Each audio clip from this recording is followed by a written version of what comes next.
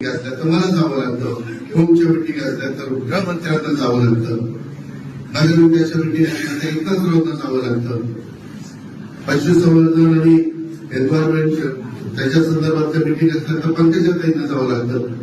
खरं तो निरोप धनंजयला मिळाला नाही. वास्तविक आज पण त्याच्या तिथं महत्वाच्या मिटिंग होत्या, कारण तेही महत्वाचं आहे. कारण दिल्लीतनं पैसा जास्तीत जास्त आपल्या राज्याला कसा मिळेल, मोबदला कसा असेल.